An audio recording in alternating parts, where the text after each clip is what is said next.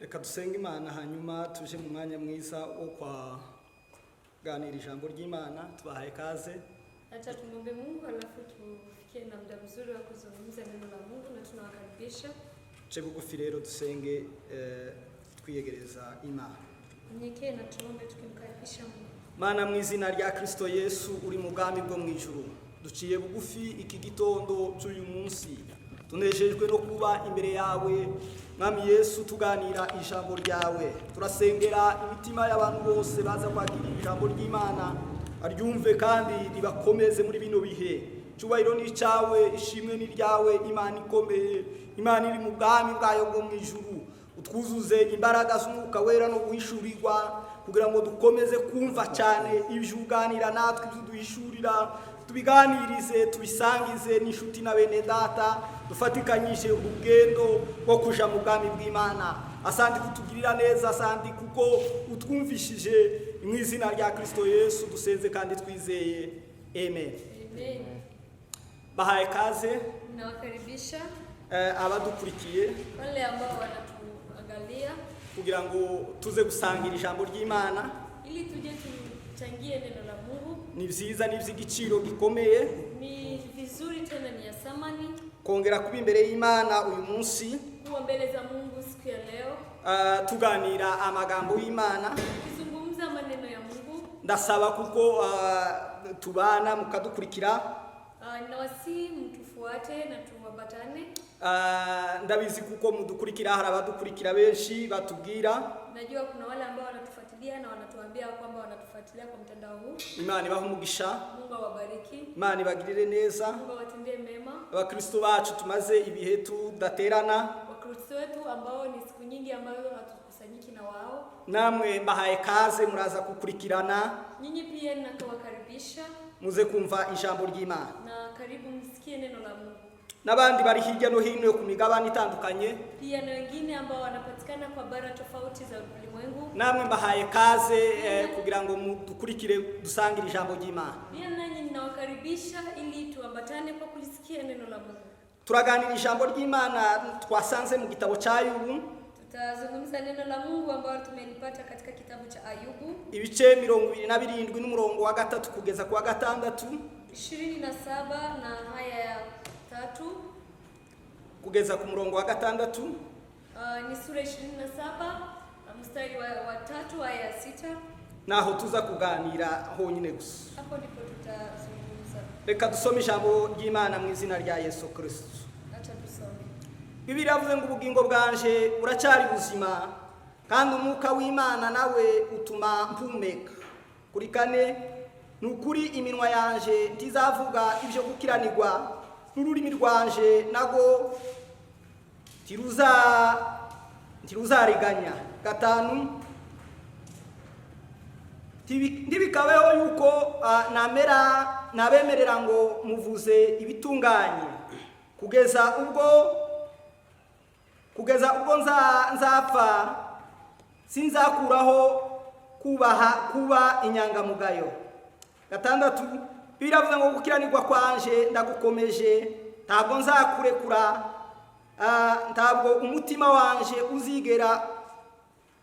uzagira icyo unshinja nkiriho. Amen. Kwa kuwa uhai wangu ukali mzima ndani yangu na roho yangu ikatika pua yangu, hakika midomo yangu haitanena yasiyo haki, wala ulimi wangu hautatamka udanganyifu. Hasha, nisiwahesabie ninyi kuwa na haki. Hata nitakapokufa sitajiondolea uelekevu wangu. Haki yangu naishika sana, wala sitaiacha. Moyo wangu hautanisuta wakati nikiwapo hai. Amen. Amen. Imana igufashe. Amen. Umutwe w'ijambo tuganira Lakini neno ambalo tutazungumzia na wisengo nilitaka nizungumzie ibihe tunyuramo ntibikatumare imbaraga z'umutima. Nyakati ambapo tunazipitia na zisitumalize nguvu za roho. Ibihe tugenda tunyuramo, nyakati ambazo huwa tunazipitia, byoye kutumara imbaraga z'umutima, zisitumalize nguvu za roho. Iki gice na sura hii kirimo imigani ya Yobu, ina mizali ya Ayubu. iyo yarimo acira inshuti yiwe yari yaje kumusura Bildadi, mizali ambayo alikuwa akimwambia rafiki yake alikuwa akija kumwangalia Bildadi. Yobu amaze kugira ibyago, Yobu alipokumbana na shida, yagiye avuga amagambo menshi, no muri kino gice kirimo iyo migani yarimo acira Bildadi inshuti yiwe yaje kumusura. Aliyezungumza mambo mengi wakati alikuwa akizungumza na rafiki yake alikuja kumtazama Bildadi. Naratangaye, nimestajabu, nigeze kumva abantu bavuga ngo Yobu nkiyabaye.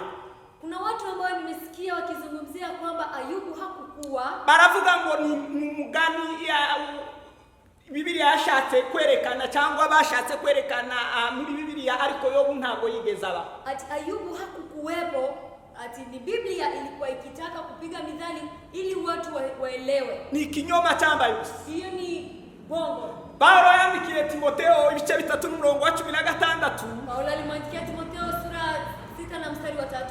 16. Aravuga ngo ibyanditswe byera byose. Akasema maandiko matakatifu yote zahumetswe n'Imana. Ilipumziwa na Mungu. Nukuvuga ngo ni ishukuri kutagabanya. Inamaanisha ni ukweli ambapo ni ukweli kamili. Maze gusoma Biblia, niliposoma Biblia nasanze harimo fakte nyinshi zigaragaza ko Yobu yabaye. Niliagundua maneno ambayo ni maneno ya msingi izirishapo kwamba Ayubu alikuwepo. Sanga ntabwo arizoza gutindaho cyane. Hayo sitayagusia sana kubera kuko atari yo topic yacu, kwa sababu hiyo sio kiini ya maneno ambayo tutazungumzia. Ariko nabyo ndagira ngo mbwira abo bantu barimo bavuga gutyo, mbereke fakte zigaragaza ko Yobu yabaye. Na sasa nataka niwaambie wale walikuwa wakifikiria hivyo na wengine ambao wanaweza kufikiria hivyo, niwaoneshe ya kuwa mtu huyu Ayubu alikuwepo. Kandi zo fakte ndahandi tuzisanga ni muri Biblia ijambo ry'Imana. Na maneno hayo hakuna mahali pengine tutayapata isipokuwa ndani ya Biblia, neno la Mungu. Kandi Biblia ijambo ry'Imana ni ukuri. Pia Biblia neno la Mungu ni ukweli. Maze gusoma Biblia nasanze, niliposoma Biblia niligundua ivuga ahantu Yobu yaratu. Niligundua mahali Biblia ilikuwa ikisema mahali Ayubu alikuwa akiishi. Igihugu yaratuye. Nchi alikuwa akiishi ndani. Biblia ivuga ko yaratuye mu gihugu cha Usi. Biblia inatuambia kwamba mtu huyu alikuwa akiishi ndani ya nchi ya Usi. Ndetse no mu gace kitwa Edom. Pia kwa fasi ambayo inaitwa Edom. Amen. Amen. Nanone indi fact ya kabiri. Na jambo lingine, Biblia ivuga details. Biblia inatuambia kwa upana z'abantu bari bagize umuryango wa Yobu avec precision. Watu ambao walikuwa wanaunda familia ya Ayubu na kwa ukamilifu. Irabagaragaza neza abantu bari bagize umuryango wa Yobu. Ilikuwa ikizirisha vizuri watu ambao walikuwa wanaunda familia ya Ayubu. Ivugamo umugore we, ilikuwa ikizungumzia mkewe, ivuga abana 10 biwe, ikazungumzia watoto 10 wa Ayubu, abahungu 7, wavulana 7 n'abakobwa 3 na wasichana 3. Bose bari bagize umuryango wa Yobu babayeho. Watu hao walikuwa kiunda familia ya Ayubu na walikuwepo. Nanone Biblia fact ya gatatu nasanzemo, na jambo la 3 ambalo nimegundua, Biblia ivuga ubutunzi bwa Yobu na uzo avec precision. Biblia inatuzungumzia utajiri wa Ayubu na kwa ukweli. Biblia ivuga intama yaratunze ko yarafite intama 7,000. Biblia inatuambia kwamba alikuwa na kondoo 7,000. Ikavuga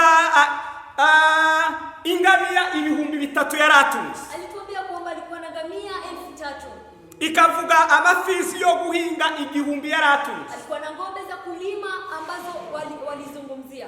Ikavuga indogobe zingore 500 yaratunze. Akasema alikuwa na punda za kike 500. Ikavuga abagaragu benshi biwe. Na alisema wafanyakazi wake wengi walikuwepo. Ndetse bakavuga nabanyaze ubutunzi bwiwe. Pia walizungumzia na watu ambao waliponya mali yake, walitaka nyara mali yake. Fact ya 4 nasanze muri Biblia ndi mu gusoma. Jambo la 4 ambalo niligundua kwa Biblia nikisoma, yavuze inshuti za Yobu n'amazina ya. Ilizungumzia rafiki wa Ayubu pia na majina ya rafiki zake. Amazina y'inshuti ziwe zose nizaje kumusura. Majina ya rafiki zake ambazo zilikuja kumtazama. Semeni amin. Amen. Nanone fact ya 6 nababwiye ndababwira 7 gusa. Na jambo la 6 ambazo zilizirisha kwamba Ayubu alikuwepo. Na usomye igitabo cy'umuhanuzi Ezekieli, ukisoma kitabu ya Ezekiel ibice 14 n'umurongo wa 14, sura 14 na mstari wa 14, Biblia ivuga Yobu nk'umukiranutsi wabayeho. Biblia inazungumzia kwamba Ayubu alikuwa mwenye haki ambaye alikuwepo. N'umukiranutsi nguko yagiye aho ngaho muri cyo gice ivuga ba Nowa na ba Danieli. Kwa sura hiyo Ezekiel alizungumzia wenye haki wengi wakina Ayubu na wengine Ezekiel na wengine. Igaragaza kukwara abantu babayeho atari imigani. Alikuwa akizirisha kwamba ni watu walikuwepo, si midhani. Fakta ya karindwi nasomye, jambo la 7 ambazo linazirisha kwamba mtu huyo alikuwepo, ivuga amagambo umugore wiwe yagiye amubwira. Inazungumzia jinsi maneno gani ambayo mkewe alikuwa akimwambia. Abo begeza bavugaga ngo ni imigani yo unti yabayeho ndabatangarije kumugaragara. Wale ambao walikuwa nafikiria na wale ambao walikuwa wakisema ya kwamba Ayubu hakuwepo, na watakazia kwamba alikuwepo. Ni iby'ukuri kw'ijambo ry'Imana. Hiyo ni ukweli wa neno la Mungu. Navuze ko atari byonza gutindaho, ni nyinshi facts zigaragaza ko Yobu yabayeho, ni nyinshi. Nilitaka tu niwazungumzie kwa kifupi, lakini sitakawia kwa mambo hayo. Rero icyo shaka gutindaho, ile ambayo nina lengo la kusema, kimwe na Yobu, kama Ayubu na sisi tugenda tunyura mu bihe bigoye by'intambara, huwa tunapitia kwa nyakati ngumu za vita, cyangwa ibihe bigoye by'ibigeragezo, nyakati ngumu za majaribu, kibi turimo kuri uno munsi wa none. hata kama ile ambayo tunapitia kwa siku ya leo. Turi mu bihe bigoye bimwe by'ibyorezo z'iminsi ya nyuma. Sisi tuko kwenye nyakati ngumu za siku za mwisho za dunia, za maradhi tofauti. Turi muri COVID-19. Sisi tuna shida la janga la corona. Turi mu bihe bigoye by'intambara. Sisi tuko kwa shida ngumu za vita. Turi mu bihe bigoye by'ubuhunzi. Tuko kwenye nyakati ngumu ya ukimbizi. Turi mu bihe bigoye by'ubukene. Tuko kwenye nyakati ngumu ya umaskini. Turi mu bihe bigoye zo kubura abantu, nyakati za kupoteza wapendwa. Ariko muri ibyo byose, lakini kwa mambo haya yote, ndashaka ngo ugaragaze ukiranuka kw'Imana muri ibyo bihe. Ninatamani uzirishe uhaki wa Mungu kwa nyakati hizo ambazo unapitia. Muri ibyo byose tunyuramo, kwa nyakati hizo ambazo huwa tunazipitia, dukomeze guhagarara twemye, tuimarike mu kwizera nk'uko Yobu yabigenje, kwa imani yetu kama vile jinsi Ayubu ameyafanya.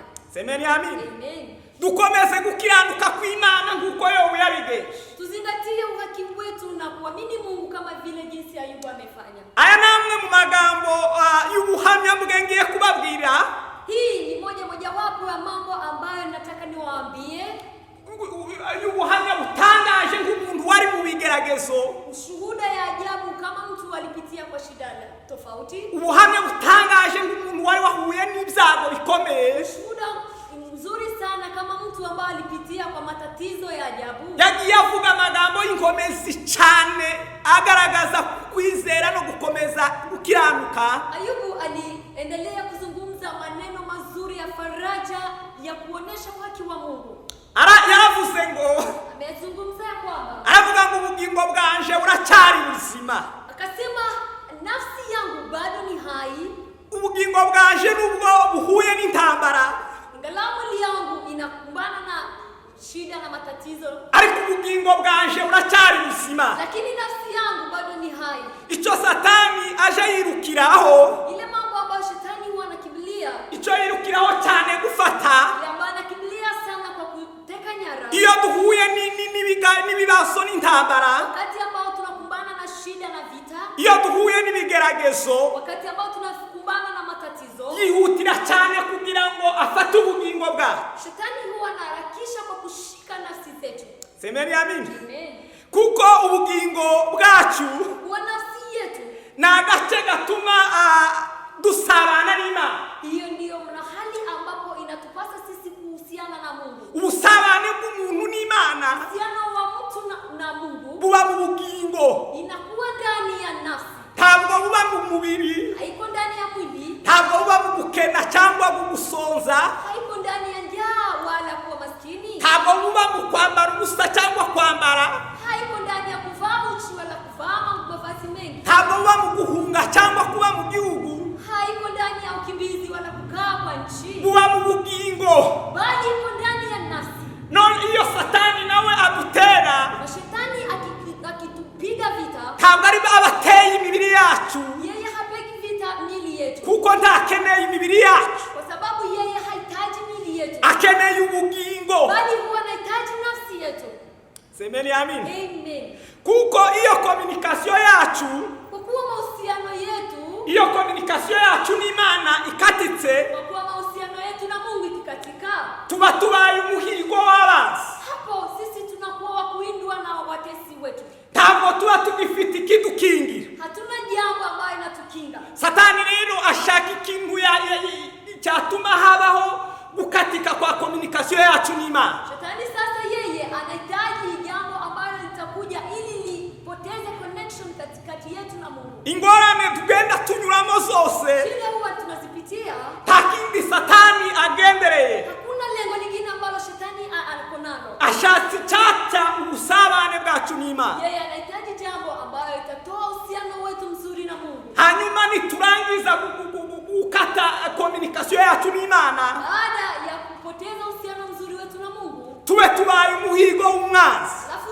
sisi tuwe jambo ambalo shetani atawinda, kuko nta kidukingira tugifite. kwa sababu hatuna kinga lolote. Umuntu wese udafite ikimukingira, Mtu yote ambaye hana kinga, biroroshe gufatwa n'icyago icyo ari cyo cyose. ni rahisi kushikwa na jambo lolote. Umuntu udafite ikimukingira, Mtu yote ambaye hana jambo ambalo litamkinga, arorohewe gufatwa n'ibibazo ubwo ari bwo bwose. yeye ni rahisi kwa shida na matatizo kumshika. Semeni amin. Amen. Rero Kwa hiyo mu bibazo cyangwa mu bigeragezo kwa shida na vita tofauti, cyangwa mu ntambara tugenda duhura nazo, wala kwa vita ambao huwa tunazipitia, abantu nibo bagenda bacumuriramo muri ibyo bibazo. kwa nyakati hizo watu huwa wanaenda wakimkosea Mungu kwa shida hizo. Mu ntambara, mu bibazo, mu ngorane abantu bagenda banyuramo, Kwa shida na vita huwa tunapitia, abantu nibo bagenda bacumurira muri ibyo bibazo banyuramo. hapo ndio watu huwa wanaenda wanakosea Mungu. Ariko Yobu yaravuze ngo, Lakini Ayubu amesema ya kwamba, yaravuze ngo iminwa yanje akasema midomo yangu tizavuga ibyo gukiranirwa, haitanena mabaya, n'ururimi rwanje na ulimi wangu tiruzavuga ibyo kuriganya. haitatamka udanganyifu wowote. Semeni amina. Amen. Iminwa yanje Midomo yangu ntabwo izavuga na rimwe ibyo kuriganya n'ubwo uhuye n'intambara. haitanena yasiyo haki kamwe. N'ururimi rwanje Ulimi wangu ntabwo ruzavuga na rimwe ibyo kuriganya mu bibazo. hautatamka udanganyifu kwa shida. Umuntu ubasha Mtu ambaye anaweza kugenga ururimi rwiwe mu bibazo, mtu ambaye anaweza kushika ulimi wake katika shida, ashobora kugendera mu mucyo w'igitangaza. yeye ni rahisi kwake kutembelea nuru ya ajabu. Uwo muntu ndashobora kuba mu mwijima. Mtu huyo hawezi tembelea kwa giza. Umuntu ushobora kumenya uko avuga mu ntambara, Mtu ambaye yeye ni rahisi kwake kujua jinsi ya kumzungumza kati ya vita. umuntu ushobora kumenya uko agenda mu ngorane ahuye nazo, Mtu ambaye ataweza kujichukulia vizuri kwa shida ambazo anakumbana nazo, akamenya uburyo asubiza, anajua jinsi ya kujibu, akamenya uburyo abyitwaramo. anajua jinsi ya kujichukulia vizuri. Uwo muntu aba agendera mu mucyo w'igitangaza. Mtu huyo huwa anatembelea kwa nuru ya ajabu. Uwo muntu ntashobora kugendera mu mwijima na gato. Mtu huyo hawezi tembelea kwa giza kamwe. Semeni amin. Amen.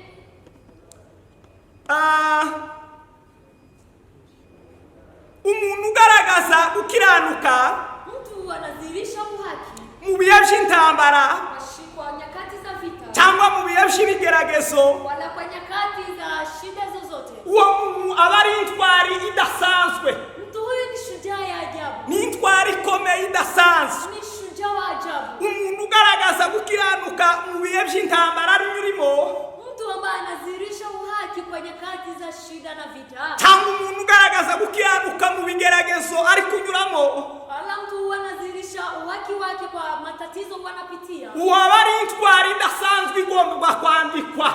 Mtu huyo ni shujaa ambaye anaweza kuvikwa. Semeni amin. Amen. Abantu benshi nibo batsindirwa.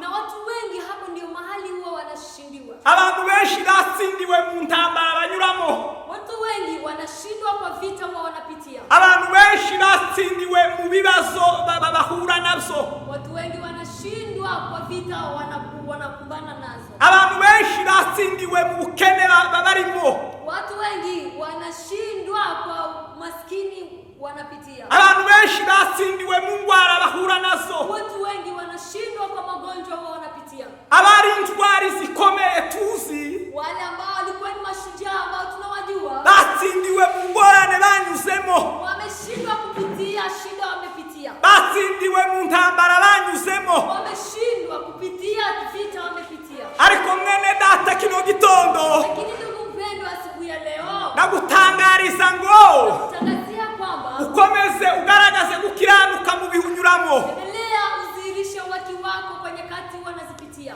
Hari indahiro Yobu yavuze, kuna kiapo ambao Ayubu amesema, indahiro ikomeye cyane yakagombye kuba indahiro ya buri muri Kristo.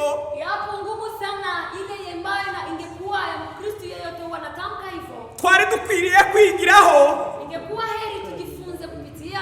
Semeni amina. Amen. Yaravuze ngo, amesema ya kwamba, yaravuze ngo kugeza mfuye, amesema hadi kifo changu, ngo sinzakuraho kuba inyangamugayo, na sitaondoa kamwe uhaki wangu. Semeni amina. Amen. Kugeza mfuye ngeze mu kuzimu bambambye, hadi kifo changu nifike kuzimuni, sinzakuraho kuba inyangamugayo, na sitaondoa kamwe kuwa mwenye haki. Abantu benshi naratangaye. Watu wengi tumestajabu. Naratangaye abantu muri bino bihe. Kwa nyakati hizi nimeshangaa na watu. Uramubaza ngo se umuntu mwari mwizeye w'inyangamugayo, unamuuliza kwamba ni mtu gani ambao mlikuwa mkiaminia ambao ni mwenye haki, waje kubona ikintu akoze, na ukiona jambo huwa analitenda, ukavuga ngo si ni runaka wakora kino kintu. unajiuliza nasema, je, huyu ni ule mtu fulani ambao anaweza tenda jambo hili? No muri no misi. Kwa nyakati hizi sasa Abantu bamwe bakavuga ngo ni Nairobi. Wengi huwa wanasema ni mahali ambapo wanaishi Nairobi. Abandi bakavuga ngo ni Amerika. Wengine wanasema ni mahali ambapo wanaishi kwa Amerika. Abandi bakavuga ngo ni Burayi, ni kuisimeze. Wanasema ati ni Ulaya, ni vile dunia iko. Abandi bakavuga ngo ni kubera mahanga turimo. Wengine wanasema ni vile ambao tumetembea kwa nchi kigeni. Ni kinyoma cyama yubusa. Hiyo ni uongo mtupu. Tagukiranuka wari ufite. Haukuwa na uhaki. Tamunyangamugayo wari usanganywe. Haukuwa mwenye haki kamwe. Nubundi yo hataba Nairobi, Na ingekuwa Nairobi, n'ahandi wari kwiba, na mahali pengine ungeiba, n'ahandi wari gusambana, na mahali pengine ungefanya sharati, n'ahandi wari kwica. na mahali pengine ungeua. Tamunyangamugayo buri muri wewe. Hauna uhaki wewe ndani mwako. Ntabwo ari ibibazo biguteye guhemuka. Ni shida ambayo inakusababisha wewe kufanya mabaya. Ntabwo ari ingorane ziguteye guhemuka. Hiyo matatizo ambayo yanakusababisha ufanye mabaya. Ni ukudakiranuka kuguteye guhemuka. Ni kutokuwa mwenye haki ambayo yanasababisha haya yatokee. Nibyo bigutera guhemuka gusa.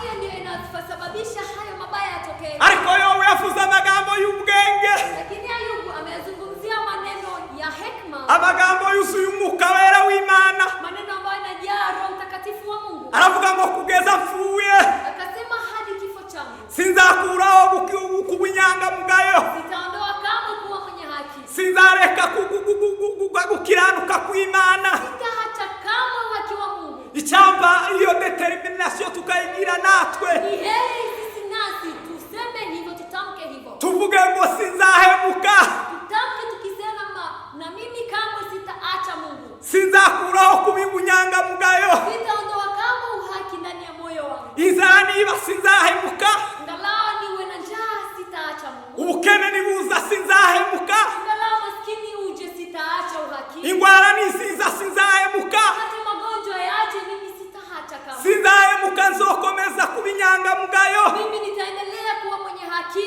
kugeza kugupfa.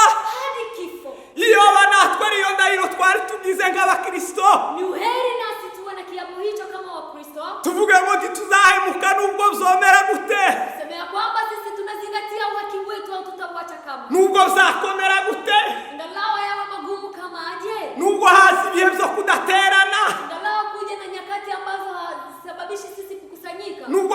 ibihe byo kuba wenyine, ingalau kuja nyakati za kukaa mwenyewe, nubwo uri mu bwihisho wenyine, ingalau wewe uko kwa nafasi yako mwenyewe, sinzahemuka. usimwache Mungu. Ibe determination ya buri mukristo. Na wewe useme hayo, yatamke. Umubwiriza Salomon yavuze ijambo ry'ubwenge. Sulemani amesema vizuri, jambo vizuri ya hekima. Aravuga ngo ibyo tuzakorera mu bwihisho byose Akasema yale ambayo tutayatenda kwa giza azashigwa ku mugaragaro kuri wa munsi. na yatawekwa hadharani siku ile ya mwisho. Abantu baba batinya guhemuka kubera ko bari muri rusange, Sometimes watu huwa wanaofia kufanya mabaya kwa sababu wako kwa watu wengi, kubera kuko abandi bamubona, sababu watu wengine watamtazama, ariko yanenga hirya wenyine, lakini akienda kando mwenyewe, kubera ko nta determination yagize muri we, kwa sababu yeye hajazingatia jambo la Mungu, akiba ari wenyine, na naiba akiwa mwenyewe, barengiriye hirya bonyine, wakiwa huko wenyewe bagasambana, na wanasharatika bagakora bakaroga mu mwijima, na wanafanya uchawi kwa giza, kubera kuko batabirahiye, kwa sababu wao hawajafanya kiapo ya uhaki mbele za Mungu. ntibigeze bakora indahiro yo kuvuga ngo ntituzahemuka na rimwe.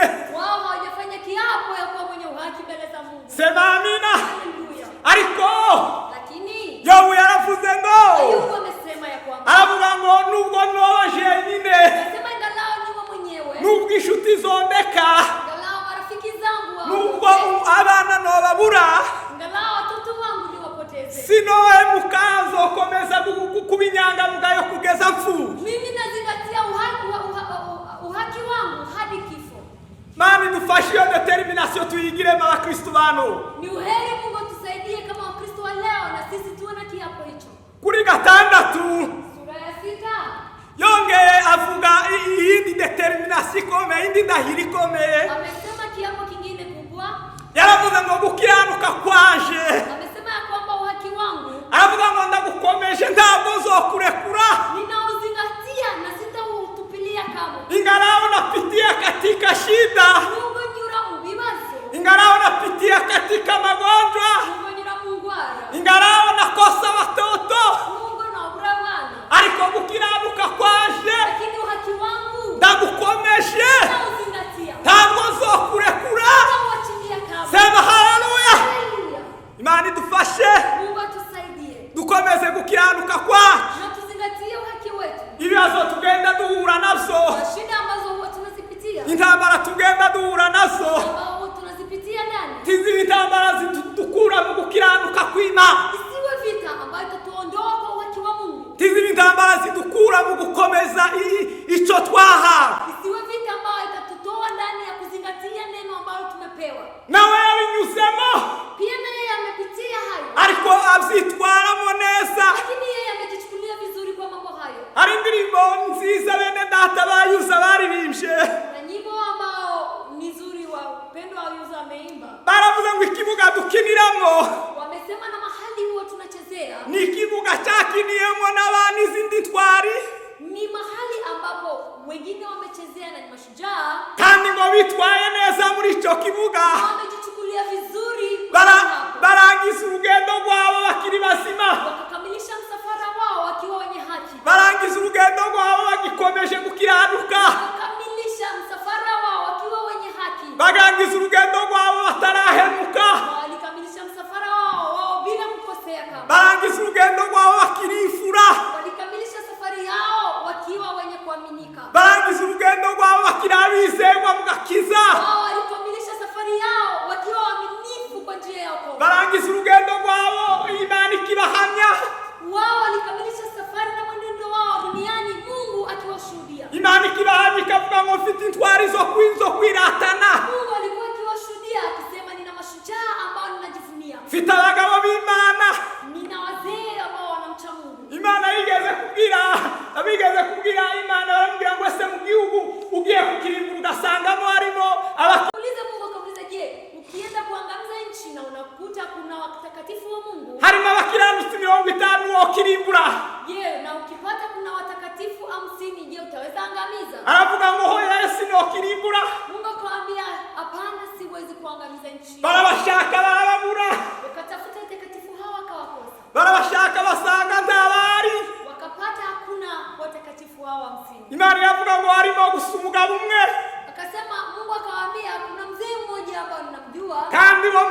sinokwemera ko ari imburwana n'abanyabyaha.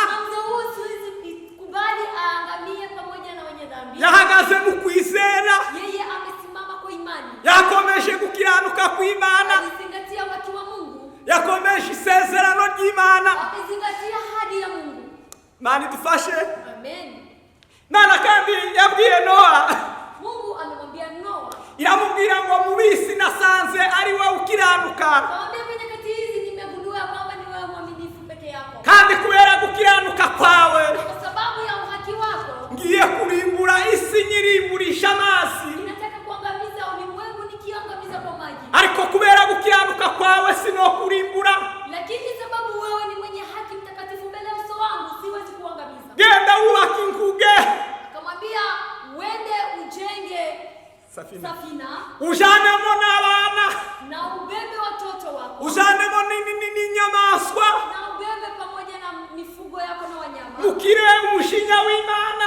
Pone hasira ya Mungu. Mukire umushinya w'Imana ugiye gutera isi. Na ukimbia hasira Mungu ambayo itaikumba ulimwengu. Kubera ko mwahagaze mu gukiranuka kw'Imana. Sababu umesimama kwa utakatifu wa Mungu. Kubera ko mwahagaze mu ijambo ry'Imana. Sababu umesimama kwa neno la Mungu. Kubera ko mwagaragaje ubufura.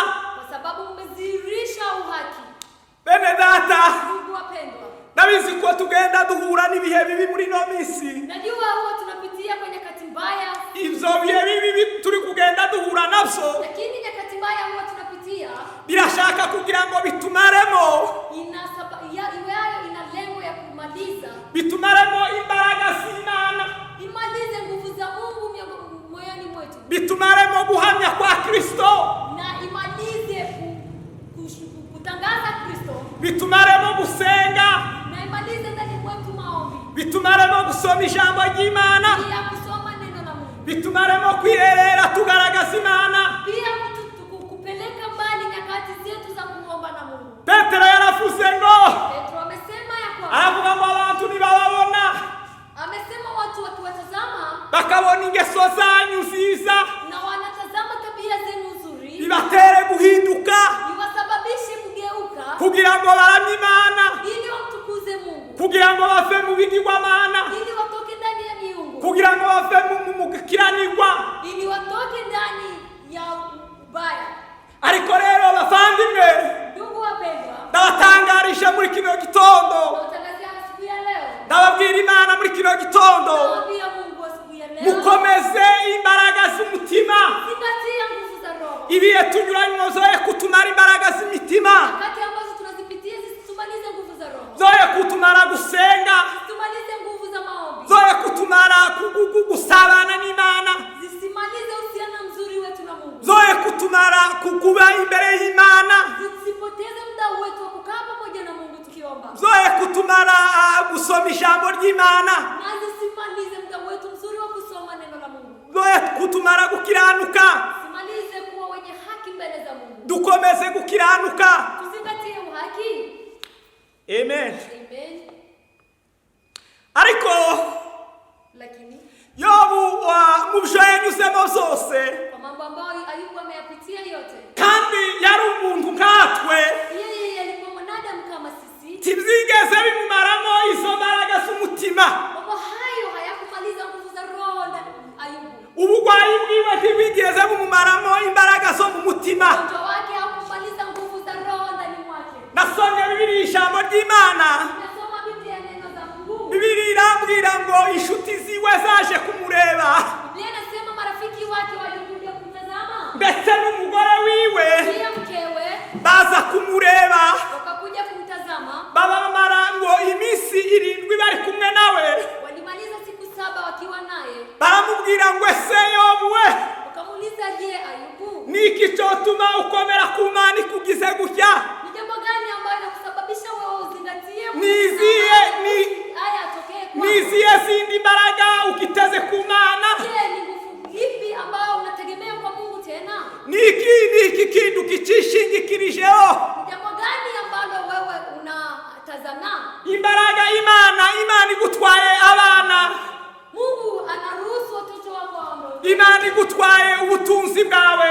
Mungu anaruhusu utajiri wako uondoke. Imana igutwaye ibyo wari umutima wawe wishimiraga. Mungu anaruhusu yale ambayo moyo wako ulikuwa ukifurahia yanaondoka. Ni iki kintu gikomeje kuba imbere y'Imana? Ni jambo gani ambayo inakusababisha wewe kuendelea kuwa mbele ya uso wa Mungu? Aravuga ngo ibyiringiro byanje ndabikomeje. Akasema na matumaini yangu nayazingatia. Nubwo inshuti zonyanga, ngalao marafiki zangu wanikatae, nubwo abana babura, ngalao watoto niwapoteze, ariko ngo ndabikomeje ngo nzabimanukana, lakini matumaini yangu nayazingatia na nitashuka nayo, ngo nzabigerana no ku myugariro y'ikuzimu. hata ndani ya kuzimu nitashuka nikiwa na matumaini. Aravuga ngo navuye mu nda ya mama ntacyo nzanye. Akasema nimetoka tumboni mwa mama bila kuleta jambo lolote, nani nako nzosubira mu nda y'isi ntacyo njanye. nitarudi tumboni mwa ardhi na bila kupeleka kitu chochote. Ntacyo ntandukanye n'urukundo rw'Imana. Kuna jambo ambalo litanitenga na upendo wa Mungu. Paulo niko yavuze. Hivyo Paulo amesema, yaravuze ngo se ni kicho dutandukanye n'urukundo rwa Kristo. Ni jambo gani ambalo litanitenga na upendo wa Kristo? Aravuga ngo se ni ukwambara ubusa. Anasema je, ni kuvaa uchi? Ni inzara. Ni intambara duhura nazo. Ni vita ambavyo tunakumbana nazo. Ni ubukene turimo. Je, ni umaskini tunapitia ndani? Ni ubuhunzi turimo. Je, ni ukimbizi tumo ndani? Ni uguhanga tugezemo. Je, ni kuwa na maisha mazuri? Aravuga ngo nta na kimwe. Akasema hakuna jambo lolote. Aravuga ngo hoya hoya. Akasema la hasha. Nta na kimwe cyo dutandukanye n'urukundo rwa Kristo. Hakuna jambo ambalo litatutenga na upendo wa Kristo. Nta na kimwe cyo dutandukanye no gukunda Imana. Hakuna jambo ambalo litatutenga na kumpenda Mungu wetu. Yemwe bavandimwe bene data, Ndugu wapendwa, marafiki, ibyo tunyuramo byose muri kino gihe, yale tuyapitiayo kwa nyakati hizi, intambara turimo kino gihe, vita ambazo tuko ndani, zoye kudutandukanya n'urukundo rw'Imana, na isitutenge na upendo wa Kristo, zoye kutumara ubusabane n'Imana, isimalize uhusiano mzuri wetu na Mungu, kudaterana turimo muri kino gihe, kutokukusanyika tunapitia nyakati hizi, zoye kutumara ubusabane bwacu n'Imana, isimalize uhusiano mzuri wetu na Mungu, zoye kutumara imbaraga zo mu mutima, na isimalize nguvu za roho ndani mwetu, zoye kutumara kwegera Imana, isimalize kukaribia Mungu. egera Imana uri wenyine, Karibia Mungu kwa mwenyewe, egera Imana wumve kuri kumwe n'Imana, jinsi ya kwamba wako pamoja na Mungu. egera Imana wariye, Karibia Mungu baada ya kula, egera Imana utabibonye, na ukaribia Mungu na wakati haujapata chakula. egera Imana wambaye, Karibia Mungu wakati una mavazi, egera Imana utayafite, na ukaribia Mungu wakati una mavazi. egera Imana umerewe neza, Karibia Mungu ukijisi uko vizuri, egera Imana utamerewe neza. na ukaribia Mungu ukijisi wewe ni uko vizuri. Paulo nanone yaravuze mu Batesalonike, Paulo amesema hayo kwa Tesalonike, aravuga ngo musenge ubudasiba, amesema ombeni bila kukoma, kandi ngo mu bibazo byose muhore mushimira Imana. na kwa nyakati zote mshukuru Mungu. Sema amina. Haleluya. Ibibazo tunyuramo byose, Shida ambao tunazipitia, intambara tunyuramo, shida tunazipitia, dushimira Imana ya Isirayeli. shukuru Mungu wa Israeli. Twabuze abacu, Ingawa tumekosa wenzetu, turi mu bihe by'intambara byo kubura abavandimwe, sisi tuko kwa nyakati ya vita ya kupoteza ndugu na marafiki, ariko si ibihe byo kudukura ku Mana. lakini nyakati hizo hazisababishi sisi tutoke mbele za Mungu. Dushimira Imana mu byo tunyuramo, Tumshukuru Mungu kwa mapito yote, dushimira Imana mu bibazo turimo, kwa shida ambazo tumo ndani. Tumshukuru Mungu, hanyuma twizera Imana na alafu tumwamini Mungu, irabishoboye, izakora biriya, yakoze biriya, kwa sababu anaweza, ambaye yeye ametenda yale ambayo tumeyapitia, azokora n'ibindi. na atatenda yajayo, Igikomeye gusa ile ambayo ni ya muhimu, cyo kubuza kugera kuri biriya amasezerano y'Imana ambayo itasababisha wewe usifikie agano la Mungu, ni igihe watandukanye n'imbaraga z'Imana, ni wakati ambao wewe utatengana na nguvu za Mungu, ni igihe ibihe byakumaza imbaraga z'umutima, wakati nyakati zitakumaliza nguvu za roho, ni igihe ibihe byakumaze gusabana n'Imana, wakati nyakati itasababisha wewe uhusiano mzuri na Mungu, ni igihe ibihe byagukuye mu Mana, ni wakati ambao nyakati inakutoa ndani ya Mungu. niho hari makaga gakomeye gusa, Hapo ndio kuna shida ngumu sana, ariko ahandi birashoboka. lakini mambo mengine ni kawaida. Yobu yarabivuze kandi Ayubu amesema, aravuga ngo ari kurira korarira umuntu, akasema ni ukweli mtu ataweza lia usiku,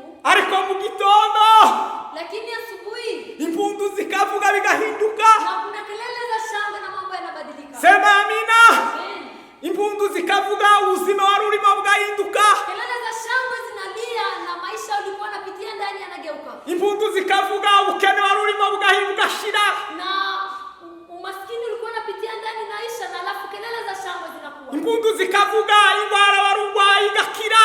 Kelele za shangwe zinapigwa kwa sababu umepona. Sema amina. Amen. Daudi yaravuze ngo, Daudi amesema ya kwamba, aravuga ngo nari umukirano nari umusore, akasema nilikuwa kijana, none ndashaje, nani sasa ni mzee. sinabona umukiranutsi w'Imana arekwa, Sijaona mwenye wake wa Mungu kuachiliwa, cyangwa mu ruzaro rwiwe rusabirize, wala uzao wake ukiombaomba chakula. akaga gusa n'abavuye mu mbaraga z'Imana, Shida ni kwa wale ambao wametoka ndani ya nguvu za Mungu. akaga gusa n'abamazwe n'ibihe, Kwa shida ni wale ambao nyakati zimewapeleka. akaga gusa gakomeye n'ab'imbaraga z'umutima zashize. Shida ni kwa wale ambao nguvu za roho haziko tena miongoni mwao. Bavandimwe bene data, Mungu wapendwa, twirinde cyane, tujilinde sana, dukomeze icyo twahawe, zingatie ile ambayo tumepewa, dukomeze icy'agaciro ufite, zingatie jambo la thamani unalo, hatagira ukwaka ikamba ryawe, na kusikue mtu ambao atakuteka nyara, hatagira ugukura mu Mana, kusikue mtu ambao atakutoa ndani ya Mungu, hatagira ukumara imbaraga, kusikue mtu ambao atakumaliza nguvu za roho. isikira abantu imbaraga, Ulimwengu unamaliza watu nguvu za roho, abantu ibiyeko biramara abantu imbaraga. nyakati zinamaliza mtu uhusiano mzuri na Mungu, Ibihe turimo bimaze abantu imbaraga. nyakati ambazo tunazipitia zimemaliza watu nguvu za roho. Weruka umuntu yari umuyumbe, Kitambo ulikuwa ukimpata mtu ni mwombezi, weruka umuntu yari umupasiteri ukomeye, na ulikuwa ukiona mtu ni mchungaji ambao ana mpako wa Mungu, weruka umuntu yari umukozi w'Imana ukomeye, ulikuwa ukiona mtu ni mtumishi wa Mungu, wasubira kumubona na ukimtazama tena ugasanga umuntu yarahindutse, unapata mtu amegeuka, ugasanga wa muntu si wa wundi wari uzi, na unampata ni mtu yule ambao si yule ambao ulikuwa ukijua, ugasanga ari wa muntu imbaraga zashize, unapata ni mtu ambao nguvu za roho zimeisha, ugasanga ari wa muntu noneho mwaherutse ari umuhanuzi, na ulikuwa ukimuona yeye ni nabii. mwatandukanye muri Kongo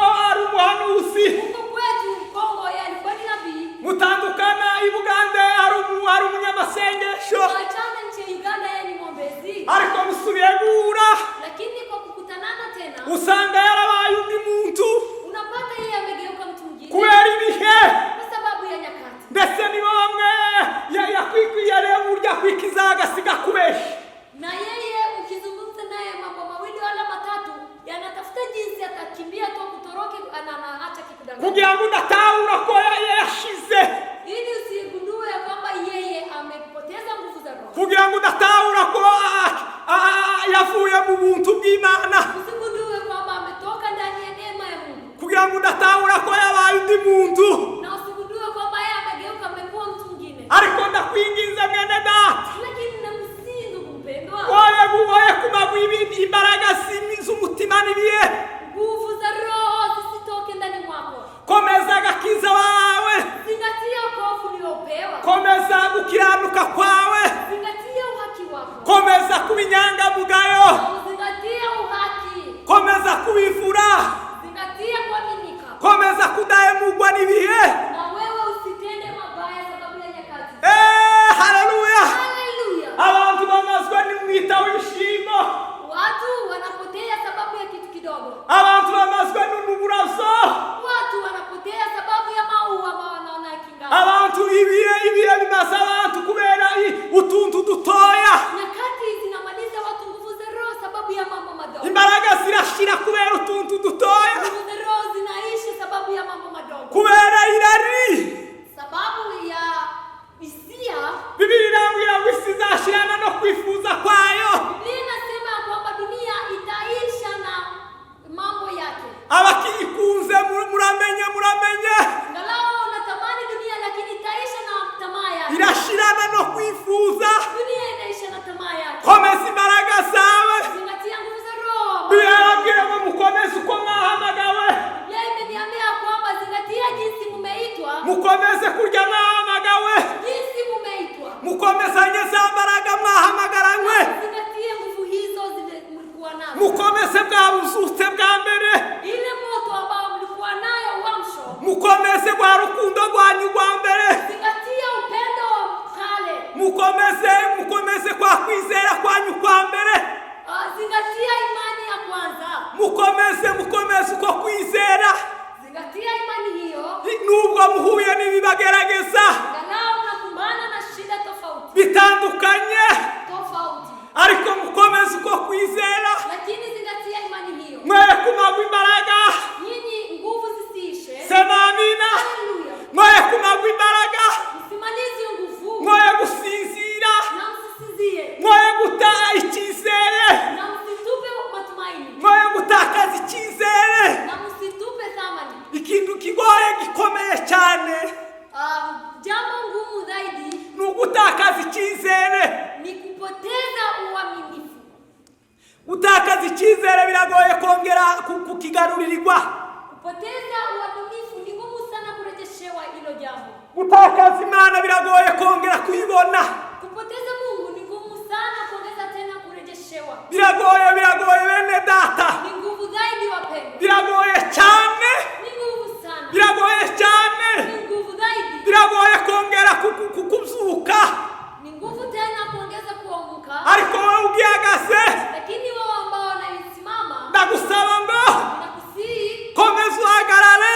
Imarika, endelea kuimarika. Komeza imbaraga zandere. Na uzingatie nguvu za kwanza. Na usinziriye. Na ambao wanasinzia. Kanguka umucyo w'Imana kumurikire. Amka, nuru ya Mungu ikuangazie. Va mu bihe by'intege nke. Na utoke kwenye nyakati za udhaifu. Va mu kuryama. Toka kwenye nyakati za kulala. Zuka. Amka. Zuka kugira ngo ugwane. Amka ili upigane. Zuka igihe kiragoye. Amka, nyakati ni ngumu. Igihe kirakomeye kiragoye. Nyakati hizi ni ngumu zaidi. Ibihe biragoye cyane. Nyakati ni ngumu sana. Bisaba guhagarara ukawushikamye. Inakubidi usimame na uimarike. Pawulo arimo abivuga. Paulo aliyezungumzia. Aravuga ngo ndabinginga bene data kubw'imbabazi z'Imana. Akasema ninawasihi kwa neema ya Mungu. Mutange imibiri yanyu. Toeni miili yenu. Ibitambo bizima. Iwe dhabihu kamili. Niko gukorera Imana mu bihe byose. Hiyo ndio kumtumikia Mungu kwenye nyakati zote. Kandi mu bihe byanyu byose. Kwenye nyakati zenu zote. Niko gukiranukira Imana. Hiyo ndio kuwa mwenye uhaki mbele za Mungu. Utitaye ngo Bila kutazama. sinshoboye. Mimi ati siwezi. Sina ntituri guterana. Ati sisi tukusanyike. Simfite imyenda yo kushana. Sina mavazi ya kupeleka. Simfite icyo gukora mu nzu y'Imana. Na jambo la kutenda kanisani. Uragifite. Na jambo la Bwana n'igihe kigusikamiye. wewe endelea kupigana na nyakati ambazo zina. Bwana n'igihe kiyagishaka kukumaraho. Gombana na nyakati ambazo zinataka kukumaliza. Nta kindi kimaraho abantu. Hakuna jambo wanamaliza wao. Bamagwaho n'ibihe. Wao wanamalizwa na nyakati. Kandi nta kindi gikomeje abantu. Na hakuna jambo lingine ambalo linaimarisha watu. Nabo bakomejwe n'ibihe. Pia wao wanakuimarisha na nyakati. N'abitwaye neza mu gihe cyabo. Wale ambao wamejichukulia vizuri kwenye nyakati. N'abahagaze neza mu gihe cyabo. Wale ambao wamesimama vizuri kwenye nyakati zao. Bahinduka intwari zo kwizerwa. Wao wakageuka mashujaa wa imani. Bahinduka abagabo bo guhamwa. Wakageuka kuwa ni mashujaa ya kutangaza. Bahinduka intwari zikomeye z'ijambo ry'Imana. Wakakuwa mashujaa wa kutangaza neno la Mungu. Abandi bamazwe n'ibihe by'abanyuzemo. Wengine wamemalizwa na nyakati ambao wamepitia. Baribagirana barashira burundu. Na wakasauliwa sana. Baribagirana barashira burundu. Wakasauliwa na wakaisha. Mvandimwe mwene data. Mpendwa. Turashoje icyigisho cyacu. Tunakamilisha ibihe turi kunyuramo. nyakati ambazo tunazipitia. Zoye kukumara imbaraga z'umutima. Zisitumalize nguvu za roho. Zoye kugukura ku Mana. Kutoa kwa Mungu. Zoye kugukura mu busabane n'Imana. Na isikutoa kwa uhusiano mzuri wako na Mungu. Nta kindi Satani agendereye. Hakuna jambo lingine ambalo shetani huwa analenga. Nicyo agendereye gusa no kugira ngo akate communication yawe n'Imana. Yeye analenga uhusiano mzuri wako na Mungu aipoteze. Hanyuma ibihe bigufate. Na basi nyakati hizo zikushike. Ibihe bikumire. Zikuteka nyara zikupoteze. Ibihe bikumareho. Na nyakati zikumalize. Ibihe bigusye ushire wibagirane. Nyakati zikusiage na umalizike. Ariko ndagutangarije muri kino gitondo. Lakini nakwambia leo. Komera. Imarika. Komera cyane. Imarika zaidi. Shikama. Wewe usimame imarika. Wewe kumagwa n'ibihe. Na usimalizwe na nyakati. Wewe kumagwa imbaraga z'umutima. Nguvu za roho zisimalizike. Komeza imbaraga z'Imana. Zingatia nguvu za roho. Komeza gusenga. Zingatia maombi. Komeza kuba mu busabane n'Imana. Kuwa ndani ya uhusiano mzuri na Komeza kuba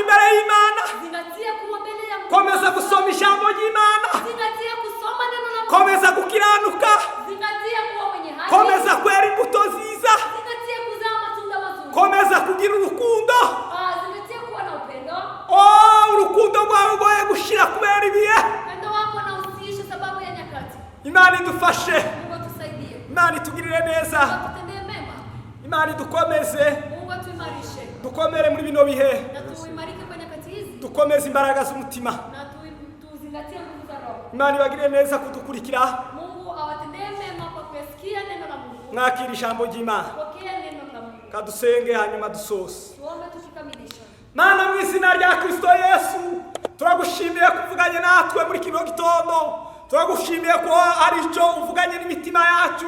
Turagushimiye ko ari cyo hanuriye ubugingo bwacu. Mu izina rya Kristo Yesu mwana w'Imana, udukomeze muri bino bihe, utwambike imbaraga z'Imana muri bino bihe, uturinde kuva imbere yawe, uturinde kwibagirwa, uturinde kumagwaho, uturinde mu izina rya Yesu, uturinde intege nkeya z'uburyo zose, uzutabaguye ukangura abasinziriye, ubasubize mu intege, abari bamazwe n'intege n'ibihe, bongere mu intege, bongere imbaraga, bongere amavuta y'Imana, bongere kuzuka, bongere bagira usabana n'Imana, bongere bumva Imana muri kino gihe, bongere bahumeka Imana, bongere bakora imirimo yabo ya kera, bongere batambira Imana, bongere bakorera Imana, bongere baba mu butayu, bongere bafata umwanya biherere basenga, bongere kuririmba, bongere kugusenga, bongere gukora imirimo yose itandukanye, kuko birimbwira ngo turabo waremye,